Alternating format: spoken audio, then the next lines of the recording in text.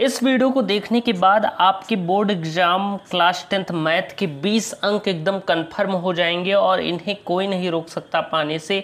जितने भी objective question आते हैं बोर्ड एग्जाम में प्यारे साथी, वो सारे आपके राइट हो जाएंगे, क्योंकि ये बहुत ही इंपॉर्टेंट वीडियो होने वाली है। इसमें मैंने आपको 20 मोस्ट इंपॉर्टेंट ऑब्जेक्टिव क्वेश्चन बताए हैं और इस वीडियो को पूरा देख लीजिएगा, फुल वॉच कर दीजिएगा और वीडियो को लाइक और शेयर कर दीजिएगा। चलिए शुरुआत करते हैं इस बेहतरीन सी वीडियो की।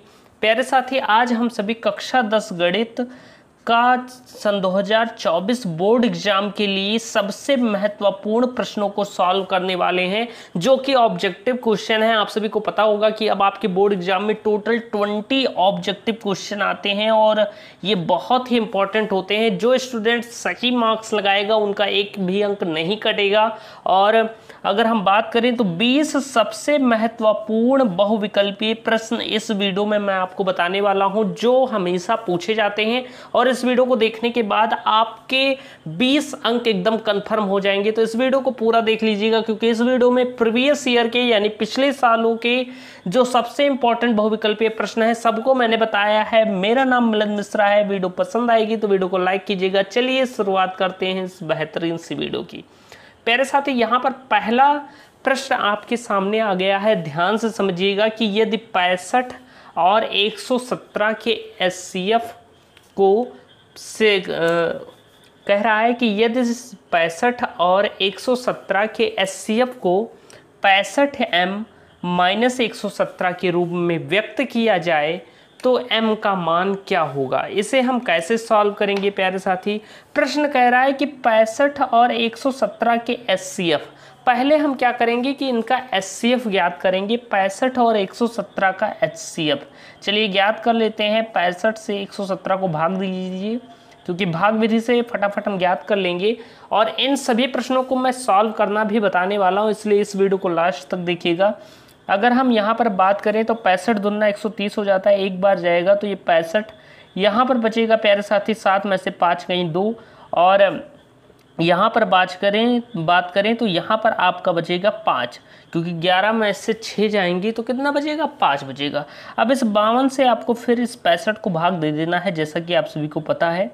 और 52 का नंबर 52, यहाँ पर आएगा 52, फिर बचेगा 13 शेष। और 13 से जब आप 52 को भाग देंगे तो 13 चौके 52 होता है और यही आपका आंसर हो जाएगा। यानी कि आपका एचसीएफ क्या है, 13 आया है, क्योंकि 13 117 को भी काट देगा तो 13 आपका एचसीएफ आया है। यानी कि हम कह सकते हैं हमारा एचसीएफ बराबर क्या है, 13 है।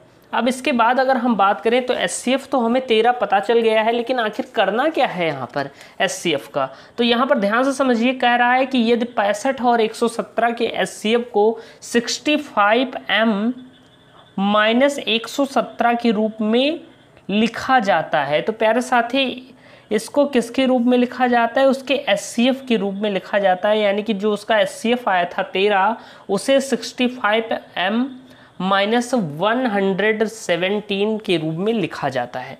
तो यानी कि हम कह सकते हैं कि 65m - 117 बराबर हो गया है 13 की। अब हम इसे सॉल्व करेंगे तो 65m बराबर हो जाएगा 13, और ये इधर आएगा तो प्लस में हो जाएगा, यानी कि प्लस का 117, इसे आप जोड़ोगे तो 65m बराबर हो जाएगा 130 के, यानी कि m बराबर हमारा हो जाएगा 130 बटे 65। 65 का नंबर 65, 65 दूना 130, यानी कि m की वैल्यू हमारी क्या आ गई है, 2 आ गई है। तो देखिए m का मान क्या आया है प्यारे साथी, 2 आया है। और ऑप्शन में ऑप्शन नंबर बी आपका एकदम राइट है, यही आपका राइट आंसर होगा, क्योंकि 2 आपका राइट आंसर है। तो देखिए कितना अच्छा प्रश्न था, एक हाई लेवल का प्रश्न था। कई स्टूडेंट्स क्या करते हैं कि ऐसे प्रश्न नहीं सॉल्व करके आते हैं। ये प्रश्न पूछा भी गया है सन 2019 की परीक्षा में, तो इन प्रश्नों को भी सॉल्व कीजिए। ये सभी थोड़ा हार्ड है, क्योंकि आप ऐसे सॉल्व नहीं किए होते हैं। जब ऑब्जेक्टिव में आते हैं तो आप कहते हैं ऐसा पढ़ाया नहीं गया है। तो इसके लिए आप हमारी वीडियोस देखते रहिए और हम आपको सारी चीज़ें क्लियर कराते हुए चल रहे हैं। फिर इसके बाद अगर हम बात करें प्रश्न संख्या 2 की, तो प्रश्न संख्या 2 कह रहा है कि दिया गया है लासा 132 और 288 का एलसीएम दिया गया है 3168, यानी कि 3168 इसका एलसीएम दिया गया है प्यारे साथी। और आपसे इसका मासा पूछा गया है, यानी कि एचसीएफ पूछा गया है कि 132 288 का HCF क्या होगा? आपको एक फार्मूला पता ही होगा, अगर हम बात करें तो फार्मूला होता है first number into second number बराबर होता है LCM इनटू HCF के। यही तो मैंने फार्मूला बताया था, अगर आपने कॉन्सेप्ट क्लास ली होगी तो उसमें मैंने आपको बताया था कि first number into second number बराबर होता है LCM इंटू HCF के। अगर हम बात करें तो पहली संख्या आपकी 132 दी गई है प्यारे साथी, इंटू दूसरी संख्या आपकी 288 है तो 288 लिख दीजिए। फिर हम बराबर का चिन्ह लगाएंगे। अगर हम LCM, तो ये इसमें पूछा गया है आपका इसका लासा क्या है, लासा आपको 3168 दिया गया है तो LCM की जगह हम 3168 लिख देंगे। और इसके बाद अगर हम HCF की बात करें तो HCF हमें ज्ञात करना है तो HCF को वैसे ही रहने दो। अब हम अगर HCF की वैल्यू निकालें प्यारे साथी तो HCF बराबर हो जाएगा 132 गुणे 288 और बटे में हो जाएगा आपका 3168। अब हम इसे सॉल्व करेंगे। देखिए प्यारे साथी कैसे सॉल्व करना है। अगर हम इसे सॉल्व करना चाहें तो कैसे सॉल्व करेंगे, पहले हम इसे काटते हैं। तो देखें अगर हम इसे काटें तो क्या आएगा, ये 4 से तो कट जाएगा, 4 3 12, एक बचेगा 4 3 12, क्या ये 4 से कटेगा? तो 4 7 28 होता है, 3 4 9 36, जी हाँ 4 से कट जाएगा। तो 4 से काटते हैं, 4 3 12, एक बची 4 3 12, 4 7 28 होता है, 3 बची 4 9 36, 4 2 8। फिर देखिए अब ये किससे कट रहा है, अगर हम बात करें तो ये 4 से फिर कट रहा होगा कि 4 1 4, 3 बची 4 9 36, 3, जी हाँ 4 से कट जाएगा। तो 4 7 28 इसे काटा, 4 2 8, ये 72 आया। फिर हम इसे 4 से काटेंगे तो 4 1 4, 3 बची 4 9 36, फिर 3 बची 4 8 32। अब हम यहाँ पर देखें प्यारे साथी तो क्या ये फिर 4 से कट रहा है, तो ये तो 4 से फिर कट जाएगा। अगर इसे देखें तो 4 चौक 16 होता है और 3 बचेंगी यहाँ पर 38। फिर से 2 से काटते हैं तो 2 से काटेंगे, 2 9 18 बचेगा, 2 9 18 यहाँ पर बचा, फिर 2 9 18 99 आया। इसे काटा हमने तो 36 आया। अब देखिए 33 1 33, 33 99 होता है और 3 1 3, 3 बरहीम 36, यानी कि हम कह सकते हैं हमारा HCF क्या है, बहुत काटना पड़ा लेकिन हमारा HCF क्या है, 12 आ गया है, हमारा मासा 12 आ गया है प्यारे साथी। तो देखिए क्या ऑप्शन में 12 दिया गया है, जी हाँ बिल्कुल दिया गया है, यानी कि ऑप्शन नंबर डी आपका एकदम राइट है, यही आपका राइट आंसर होगा। तो देखिए कितने आसान तरीके से हमने ये वाला प्रश्न भी सॉल्व किया। देखिए कई ऑब्जेक्टिव क्वेश्चन में भी ऐसे ये अक्सर प्रश्न अति लघुत्तरीय में भी पूछे जाते हैं, लेकिन कभी कभी ये ऑब्जेक्टिव में भी पूछ लिए जाते हैं 1 अंक के लिए।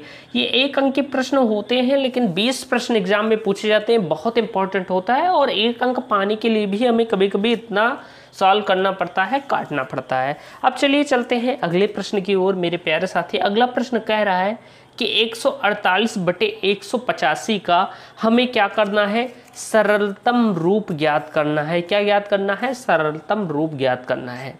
तो यहाँ पर देखिए अब हम इसका सरलतम रूप ज्ञात करेंगे। तो अगर हम इसके सरलतम रूप की बात करें तो इसे अब हम काटेंगे तो 148/185 है प्यारे साथी।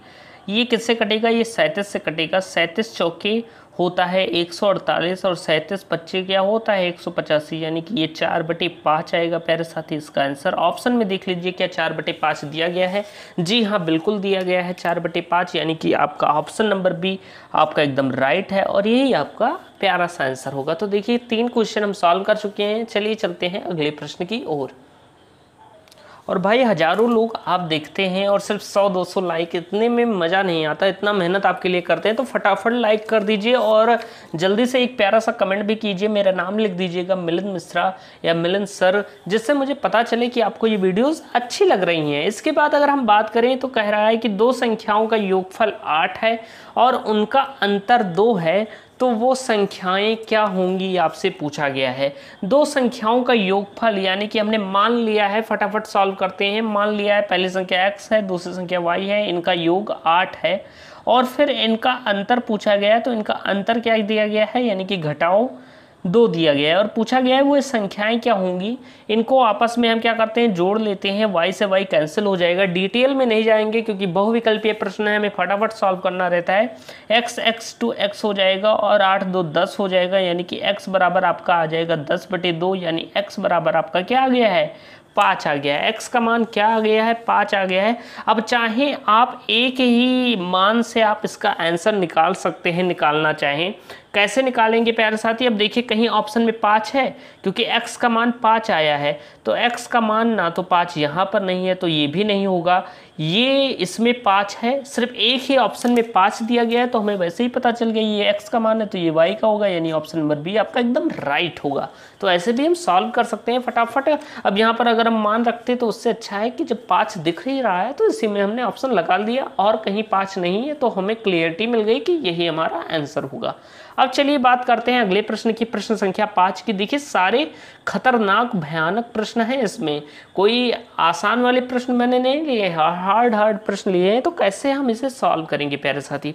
अगला प्रश्न कह रहा है कि ax + by + c = 0 है, जबकि a b c क्या है, वास्तविक संख्याएं हैं, और को दो चरों यानी कि दो भागों x तथा y का रैखिक समीकरण कहा जाता है यदि, यानी कि कोई भी अगर समीकरण ax + by + c के रूप में है और a b c एक वास्तविक संख्याएं हैं, तो वह रैखिक समीकरण कब कहा जाएगा, जब a ≠ b। नहीं, ये नहीं होगा, a² बराबर b², ऐसा हो सकता है तब भी ये समीकरण कहा जाएगा। लेकिन क्या नहीं हो सकता इसमें कि मतलब, तो अगर हम बात करें तो a² + b² ≠ 0 होना चाहिए, तभी ये हमारा आंसर होगा। तो ऑप्शन नंबर डी आपका एकदम राइट है, इसका राइट आंसर होगा a² + b² ≠ 0। यहाँ पर अब बारी है क्वेश्चन नंबर 6 के प्यारे साथी। यहाँ पर कह रहा है कि समीकरण 5x² - 3x + 2 के मूलों का योग ज्ञात करना है। कैसे ज्ञात करेंगे, ध्यान से समझिएगा। मूलों के योग का फॉर्मूला होता है, आपको पता होगा कि शून्यकों का योग यानी कि मूलों का योग बराबर होता है, मूलों का योग बराबर होता है किसके प्यारे साथी, -b/a के। अब यहाँ पर अगर हम बात करें तो a हमारा 5 है, अगर हम बात करें b तो b हमारा -3 है, और c हमारा क्या है, 0 है। अब हमें मूलों का योग ज्ञात करना है, -b/a, तो माइनस ब्रैकेट के अंदर b का मान क्या है, यहाँ पर -3 है हमने रख दिया, और a का मान हमारा 5 है, माइनस माइनस प्लस हो गया, यानी कि 3/5, यानी कि शून्यकों का योग क्या आएगा, 3/5 आएगा। और यहाँ पर क्या ऑप्शन में 3/5 दिया गया है, सबसे महत्वपूर्ण बात ये होती है। तो ऑप्शन नंबर ए आपका एकदम राइट है, क्योंकि शून्यकों का योग क्या आया है, 3/5 आया है। अब इसके बाद अगर हम बात करें प्यारे साथी, तो अगला प्रश्न आपके सामने दिया गया है कि समीकरण 2x² - x -1 के मूल क्या होंगे। इनके हमें शून्य के यानी कि मूल ज्ञात करने हैं, और उसे ज्ञात करने के लिए हमें क्या करना होगा, हमें उसे ज्ञात करने के लिए इनका गुणनखंड करना होगा। और इसका चलिए अब हम गुणनखंड करते हैं। तो ये हो गया 2x² - x -1 = 0, यानी कि गुणा करने पर 2 आए और जोड़ने या घटाने पर क्या आए, 1 आए। यानी कि इसका अगर हम निकालें तो 2x² - 2 - 1, 2 में से 1 जाएंगे तो 1 बचेगा, और 2 × 1 2 होता है, और -1 ये पेयर बनेगा। अगर हम इसे सॉल्व करते हैं तो 2x² - 2x प्लस ये 1x हो जाएगा, और -1 = 0। अगर हम यहाँ पर बात करें तो यहाँ पर हम 2x कॉमन ले लेंगे प्यारे साथी। जब हम 2x कॉमन लेंगे तो यहाँ पर बचेगा x - 1, यहाँ पर हम +1 का कॉमन लेंगे तो यहाँ पर भी बचेगा x - 1 = 0। अगर हम बात करें तो यहाँ पर 2x + 1 एक ब्रैकेट में हो जाएगा, और x - 1 एक ब्रैकेट में हो जाएगा, = 0। अब आई बात शून्यक की, शून्यक कैसे ज्ञात करेंगे, तो एक बार इसे 0 के बराबर करेंगे, यानी कि 2x + 1 को जब हम 0 के बराबर करेंगे तो x बराबर आएगा 1/-2, यानी कि -1/2। अब इसके बाद अगर हम बात करें x - 1, तो इसको 0 के बराबर करोगे तो x बराबर हमारा आ जाएगा +1, यानी कि पहला शून्य क्या है, -1/2 है, और दूसरा शून्य +1 है। क्या ऑप्शन में ऐसा दिया गया है, जी हाँ, यहाँ ऑप्शन में बिल्कुल ऐसा दिया गया है। आप देखेंगे ऑप्शन नंबर सी तो आपका एकदम राइट है, यही आपका राइट आंसर होगा। तो ऑप्शन नंबर सी आपका क्या है, एकदम राइट है। अब इसके बाद अगर हम बात करें प्यारे साथी, तो अगला प्रश्न आपके सामने है। अगला प्रश्न आपसे कह रहा है कि द्विघात समीकरण 3x² - 12x प्लस m बराबर 0 के मूल समान है तो m का मान ज्ञात कीजिए। यानी कि ये क्वेश्चन दिया गया है जिसके मूल समान है तो हमें इसके m का मान ज्ञात करना है। अगर हम यहाँ पर बात करते हैं तो आपको समीकरण दिया गया है 3x² माइनस 12x और प्लस का m बराबर 0। अब ध्यान से समझिएगा मेरे प्यारे साथी, क्योंकि जितने भी प्रश्न मैंने इसमें शामिल किए हैं ना बहुत ही इंपॉर्टेंट हैं। अभी क्वेश्चन नंबर 8 पर हम पहुँचे हैं, 20 क्वेश्चन है। बहुत मज़ा आएगा इस वीडियो को देखने में आपको, और साथ ही साथ प्रश्नों को सॉल्व करते हुए चलिएगा और वीडियो को लाइक भी कर दीजिएगा जो मैंने कहा था आपको। अब इसके बाद अगर हम बात करें मेरे प्यारे साथी तो 3x² minus 12x plus m equal to 0 के मूल समान है। हमें m का मान ज्ञात करना है। मूल समान कब होते हैं? जब b² माइनस 4ac बराबर होता है 0 की। अगर हम यहाँ पर बात करें b का मान लिख लें तो a बराबर हमारा क्या है? 3 है, b बराबर हमारा क्या दिया गया है? -12 है, और c बराबर हमारा m है। हमें m का मान ज्ञात करना है। डियर स्टूडेंट्स, हम वैल्यूज़ को रख देंगे। अगर हम b की बात करें तो b है -12 का होल स्क्वायर -4 इंटू a की जगह हम a का मान रख देंगे 3 इंटू c की जगह c का मान m बराबर 0 हो गया। 12 बरहिया में 144 होता है और माइनस 4×12m हो जाएगा प्यारे साथी इक्वल टू 0। अगर हम इसे ज्ञात करें तो -12m बराबर हो जाएगा, ये भी माइनस का 144 हो जाएगा जब 0 की इधर आएगा तो माइनस से माइनस कैंसिल, m बराबर हो जाएगा 144/12। अब 12 बरहिया 144 होता है, यानी कि m का मान हमें 12 पता चल गया है और यही आपका प्यारा सा आंसर है। तो आई होप आप ध्यान से समझे होंगे कि आखिर आंसर क्या होगा। इसके बाद अगर हम बात करें प्रश्न संख्या 8 की तो इसका ऑप्शन नंबर डी आपका एकदम राइट है। आई होप आपको ये भी प्रश्न बेहतरीन तरीके से समझ में आया होगा। चलिए इसके बाद चलते हैं अगले प्रश्न की ओर। चलिए अगला प्रश्न भी आपके सामने आ गया है। प्रश्न संख्या 9 कह रहा है कि 7x² माइनस 28 इक्वल टू 0 का हल क्या होगा। कह रहा है 7x² माइनस 28 इक्वल टू 0। इस 28 को 0 के इधर भेजोगे प्लस में हो जाएगा, यानी कि 7x² इक्वल टू हो जाएगा 28। अगर x² की बात करें तो 28/7 हो जाएगा। 7 1 जा 7, 7 4 जा 28, यानी कि x² हो जाएगा 4 के। फिर x का मान ज्ञात करोगे तो √4 आएगा, यानी कि 4 का वर्गमूल 2 ही होता है। x का मान हमारा 2 आ गया। आई होप आप समझे होंगे बेहतरीन तरीके से। तो ऑप्शन नंबर ए आपका एकदम राइट है, यही आपका राइट आंसर होगा। इसके बाद अगर हम बात करते हैं मेरे प्यारे साथी तो अगला प्रश्न आपके सामने है कि समांतर श्रेणी 3, 1, 3, 1, -1, -3 के सारवंतर ज्ञात करना है। हमें सारवंतर ज्ञात करना है प्यारे साथी, तो आपको ध्यान से समझना होगा। सारवंतर क्या होता है कि श्रेणियों के मध्य जो पद होते हैं उनका जो अंतर होता है डिफरेंस, चाहे वो घटते क्रम में हो या बढ़ते क्रम में हो। तो यहाँ पर ध्यान से देखिएगा, बिना पेन पेंसिल के आप इसे सॉल्व कर सकते हैं, बिना पेपर और पेन के इसे सॉल्व कर सकते हैं। कैसे? ध्यान से समझिएगा। यहाँ पर अगर हम बात करें तो 3 से 1 होने में कितना हुआ, जैसे देखिए पहले ये संख्या 3 थी, बाद में क्या हो गई? 1 हो गई, यानी कि 2 घट गई, 2 कम हो गई, यानी कि इसमें क्या हुआ? -2 हुआ। फिर उसके बाद प्लस का 1 थी और -2 हो गई, -1 हो गई, सॉरी। तो ये भी -2 घटी। फिर उसके बाद -1 थी, -3 हो गई, फिर -2 घटी। तो जो ये अंतर है -2, यही आपका आंसर होगा। आपका सारवंतर -2 होगा और यही आपका राइट आंसर है। देखिए कितने आसान तरीके से हमने इसे सॉल्व किया है। इसके बाद अगर हम बात करते हैं तो अगला प्रश्न आपके सामने दिया गया है कि यदि एक समांतर श्रेणी का सारवंतर -4 है तथा 10वां पद क्या है? -8 है, तो हमें श्रेणी का प्रथम पद ज्ञात करना है। मेरे प्यारे साथी बहुत ही बेहतरीन तरीके से समझिए इस प्रश्न को। प्रश्न कह रहा है कि एक समांतर श्रेणी का सारवंतर यानी कि d बराबर हमारा -4 है। फिर प्रश्न कह रहा है तथा 10वां पद -8 है। 10वां पद यानी कि a10 बराबर क्या है? -8 है। हम a10 को a10 ना लिखकर a + 9d लिख सकते हैं। a + 9d आपको क्या दिया गया है? a + 9d आपको -8 दिया गया है।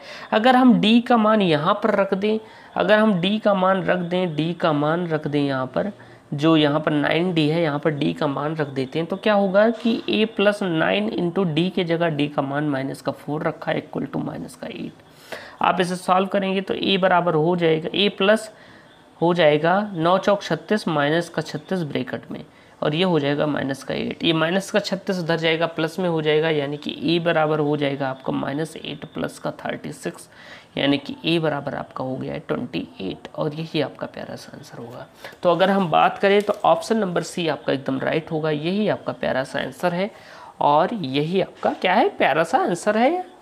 28 आएगा इसका प्रथम पद क्या आएगा, 28 आएगा। इसके बाद अगर हम बात करते हैं प्यारे साथी, तो अगला प्रश्न और भी बेहतरीन है। प्रश्न कह रहा है कि 1 से 10 तक की सम संख्याओं का समांतर माध्य ज्ञात करना है। समांतर माध्य क्या होता है, जो आप औसत पढ़ते हैं वही होता है। तो माध्य बराबर होता है कुल पदों का योग बटे कुल पदों की संख्या, यानी कि माध्य बराबर हम कह सकते हैं कुल आंकड़ों की संख्या या कुल आंकड़ों का योग या पदों का योग, कुल आंकड़ों का योग बटे आंकड़ों की कुल संख्या, आंकड़ों की कुल संख्या, ये इसका फॉर्मूला होता है, चाहे आप नोट कर लीजिएगा। तो अगर हम बात करें तो 1 से 10 तक की संख्याओं का समांतर माध्य पूछा गया है, तो सर्वप्रथम हम क्या करेंगे कि 1 से 10 तक की संख्याएं तो हम पता कर लें क्या हैं, जो सम संख्याएं हैं। तो 1 से 10 के बीच सम संख्याएं कौन कौन सी हैं, 2 हैं, 4 हैं, 6 है, 8 है, यानी कि ये 4 संख्याएं हैं जो 1 से 10 के मध्य हैं, जो सम हैं। यहाँ पर मध्य की बात कही गई है, 1 से 10 तक की संख्याओं की बात करी गई। तो ये 4 संख्याएं हैं।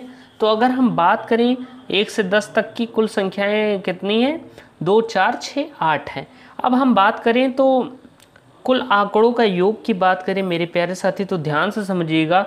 कुल आंकड़े यहाँ पर आपके क्या हैं, अगर हम बात करते हैं तो कुल आंकड़ों का योग है 2, 4, 6, 8। इन चारों को जोड़ दीजिए क्योंकि कुल आंकड़ों का योग कहा गया है।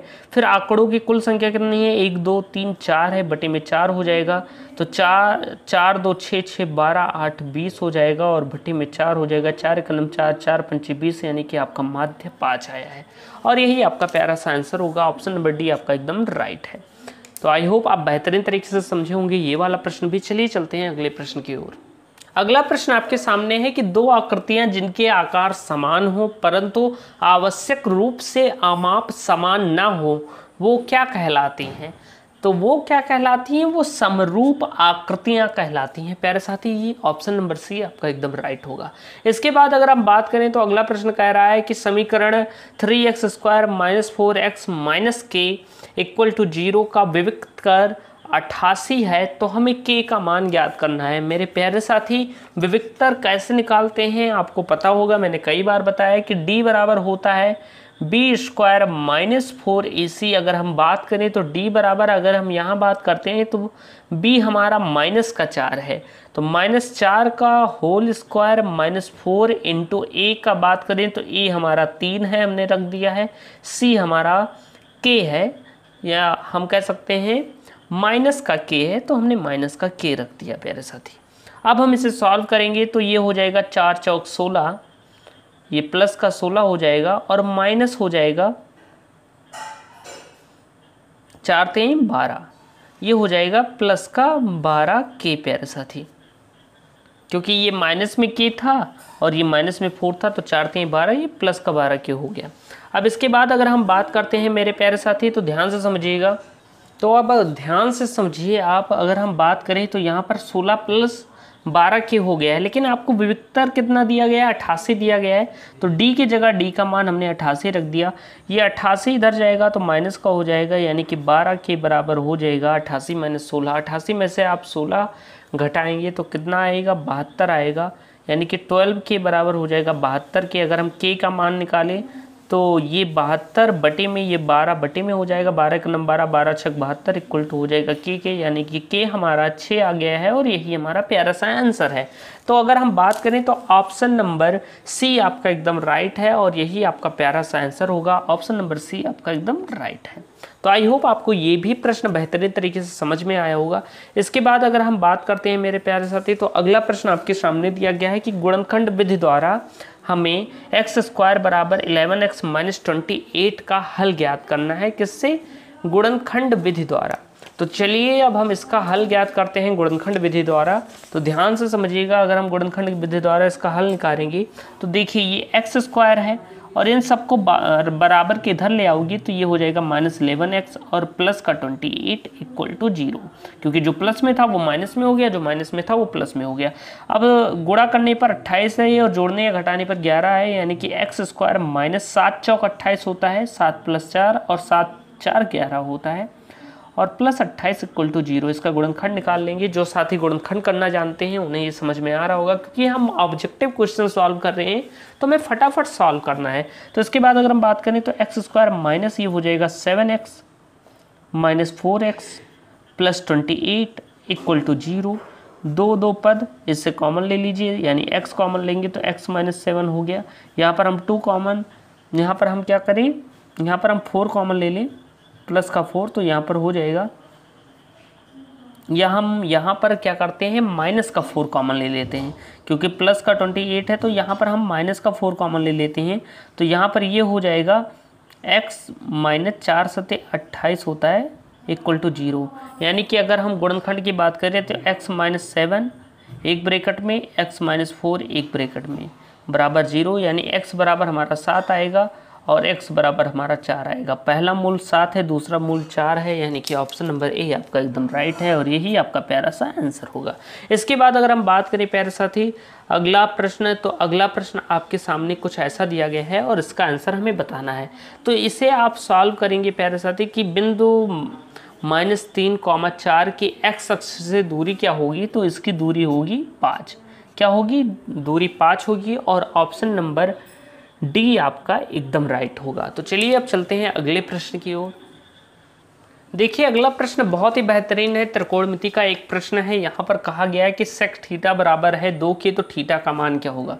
सेक थीटा बराबर है प्यारे साथी 2 के, हमें क्या करना है, थीटा का मान ज्ञात करना है। तो ध्यान से समझिएगा, अगर हम बात करें सेक थीटा की तो सेक, चूँकि आप जानते हैं कि सेक 60 डिग्री का मान क्या होता है, 2 होता है, तो हम इस 2 की जगह सेक 60 लिख सकते हैं। अब मैं एकदम बेसिक नहीं बताऊंगा, जब त्रिकोणमिति आपको पढ़ाऊंगा तो आप समझ जाएंगे। तो सेक थीटा बराबर हो जाएगा सेक 60 डिग्री। अब इससे ये कैंसिल हो जाएगा सेक से सेक, यानी कि थीटा इक्वल टू आ जाएगा 60 डिग्री और यही आपका प्यारा सा आंसर होगा। तो देखिए यहाँ पर देखिए ऑप्शन नंबर सी आपका एकदम राइट है और यही आपका प्यारा सा आंसर होगा। इसके बाद अगर हम बात करते हैं अगले प्रश्न की, तो अगला प्रश्न भी बहुत ही बेहतरीन है। त्रिकोणमिति का एक प्रश्न है, कई बार पूछा जा चुका है परीक्षाओं में, तो इसे ध्यान से समझिएगा। कह रहा है कि 2 tan 30 डिग्री अपान 1 + tan स्क्वायर 30 डिग्री। तो यहाँ पर ध्यान से समझिएगा, 2 × tan 30 डिग्री का मान क्या होता है, तो tan 30 डिग्री का मान होता है 1/√3 और बटे में क्या होगा, ये है 1 + tan स्क्वायर 30 डिग्री। यानी कि अगर हम बात करें तो 1 प्लस यहाँ पर भी हो जाएगा √1/√3 का होल स्क्वायर, क्योंकि tan स्क्वायर दिया गया है, tan स्क्वायर 30 डिग्री दिया गया है। अब आप ध्यान से समझिएगा, तो ऊपर गुणा होगा, ये हो जाएगा 2/√3 बटे ये हो जाएगा 1 + √3 का हो स्क्वायर क्या होगा, 3 हो जाएगा। अब हम इसका एलसीएम निकालेंगे तो क्या आएगा, 2/√3 और 3 का 3 1 4/3 हो जाएगा। अब हम इसे सॉल्व करेंगे तो 2/√3 इंटू ये उलट जाएगा, यानी 3/4 हो जाएगा प्यारे साथी। तो अब आप ध्यान से समझिएगा, अगर हम यहाँ पर बात करते हैं तो इसे अब आप सॉल्व करेंगे तो ये अगर हम बात करें तो यहाँ पर ये गुणा हो जाएगा 6 और ये हो जाएगा 4/√3। अब आप ध्यान से समझिएगा, अगर हम इसे सॉल्व करते हैं तो ये 6 क्या हो जाएगा, 4/√3। तो 6/4/√3 इसका परिमेयकरण कर दीजिए, √3 से √3 का गुणा ऐसा करा देंगे अंश और हर में। आपको मैं आगे सारी चीज़ें बताऊंगा, इसलिए घबराइएगा मत।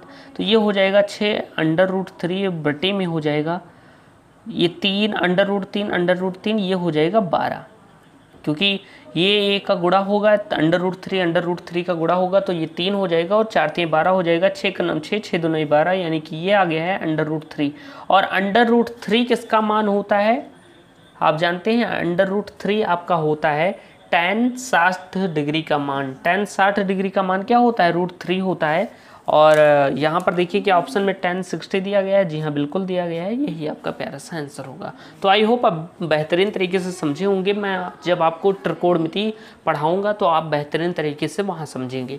अब इसके बाद अगर आप बात करते हैं तो प्रश्न संख्या 19 दिया गया है कि x² बराबर 9 का हल हमें ज्ञात करना है। तो अब आप ध्यान से समझिए मेरे प्यारे साथी। तो x² बराबर है 9, यानी x² बराबर हो जाएगा 36, यानी x का मान आप ज्ञात करेंगे तो √36, यानी x बराबर आपका 6 आ गया। और यही आपका प्यारा सा आंसर होगा, यानी कि +-6 आपका एकदम राइट आंसर होगा। इसके बाद अगर हम बात करें मेरे प्यारे साथी तो अगला प्रश्न जो कि अंतिम प्रश्न है इस वीडियो का, कह रहा है कि b² - 4ac जब 0 के बराबर हो तब क्या होता है, तब मूल समान होते हैं। मैंने अभी बताया था क्वेश्चन में, और यही आपका प्यारा सा आंसर होगा। तो प्यारे साथी आज हमने 20 सबसे महत्वपूर्ण ऑब्जेक्टिव क्वेश्चन सॉल्व किए हैं जो कि बोर्ड परीक्षा की दृष्टि से बहुत इंपॉर्टेंट है। तो अगर वीडियो पसंद आई हो तो वीडियो को लाइक कीजिएगा, चैनल को सब्सक्राइब कीजिएगा। मिलते हैं नेक्स्ट वीडियो में, तब तक के लिए जय हिंद, वंदे मातरम।